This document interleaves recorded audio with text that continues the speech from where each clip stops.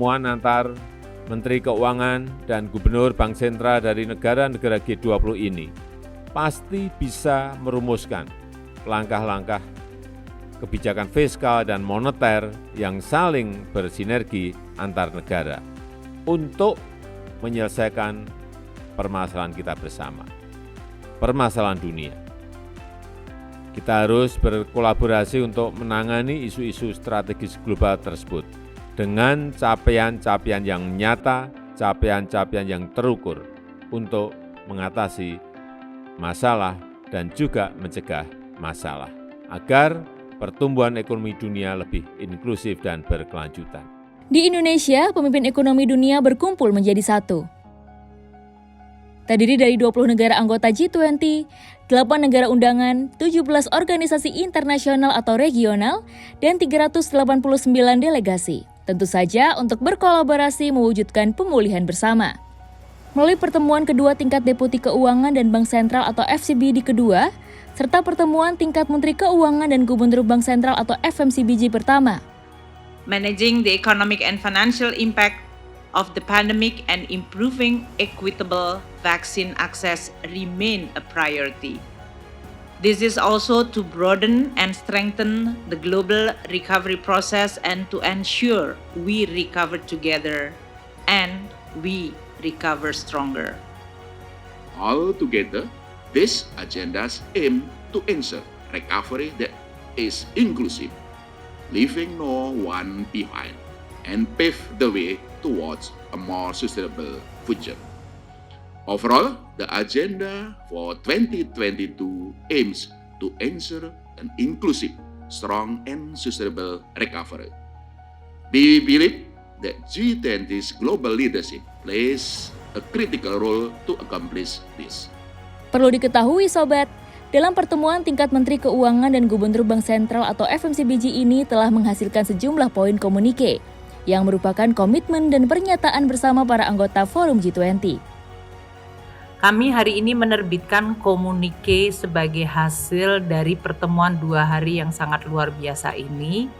Dan saya sangat senang karena semangat untuk bekerja sama di antara anggota-anggota G20 baik dari sisi Kementerian Keuangan dan Bank Sentral, Menteri Keuangan dan Gubernur Bank Sentral sangat-sangat kuat dan sangat erat.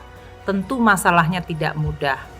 Karena seperti kita ketahui dunia saat ini pemulihannya memang berlangsung tapi tidak merata. Dan muncul tantangan-tantangan baik dari sisi pandemi itu sendiri maupun muncul tantangan-tantangan baru seperti kenaikan harga komoditas, adanya supply disruption, dan juga mismatch antara demand dan supply yang menyebabkan kenaikan inflasi yang kemudian juga akan menciptakan implikasi pada kebijakan-kebijakan di berbagai negara yang berpotensi menciptakan spillover. Ini adalah sebuah tantangan baru yang berkembang dengan proses pemulihan ekonomi yang tidak merata. Dalam hal ini disepakati dari sesi kedua ini perlunya bahwa dalam rangka mendukung stabilitas makroekonomi dan sistem keuangan global, G20 berkomitmen untuk menerapkan kebijakan normalisasinya yang dikalibrasi secara baik, diperhitungkan secara baik atau well calibrated. Juga direncanakan secara baik, well planned, dan juga dikomunikasikan dengan baik, well communicate. Ini penting agar normalisasi kebijakan yang dilakukan oleh negara-negara maju itu tentu saja berdampak minimal terhadap kondisi pasar keuangan global dan dampak rambatannya terhadap negara-negara berkembang yang sering kita sebut spillover. Ini juga sangat penting agar pemulihan ekonomi global itu bisa berlangsung dan dalam jangka panjangnya tentu saja kembali ke pola atau tren pertumbuhan ekonomi jangka panjang, termasuk juga mengatasi dampak luka memar atau scarring effect dari pandemi terhadap kondisi sektor real. Dengan demikian, dari negara-negara maju yang melakukan normalisasi kebijakan, khususnya moneter, yang tadi saya sampaikan, G20 berkomitmen untuk menerapkan normalisasi kebijakan moneter yang well calibrated, dikalibrasi secara baik, well planned, terencana secara baik, dan juga dikomunikasikan dengan baik.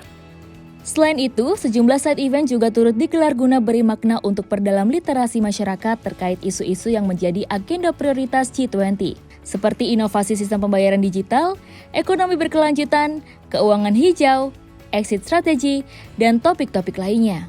Dengan narasumber luar biasa, ilmu yang diberikan tentu mampu mewujudkan asa menuju pulih bersama. Rangkaian pertemuan G20 akan masih berlangsung hingga Oktober 2022. Sehingga masih ada waktu nih Sobat Rupiah untuk menjadi saksi kepemimpinan Indonesia dalam mengawal pulih bersama. Recover together, recover stronger.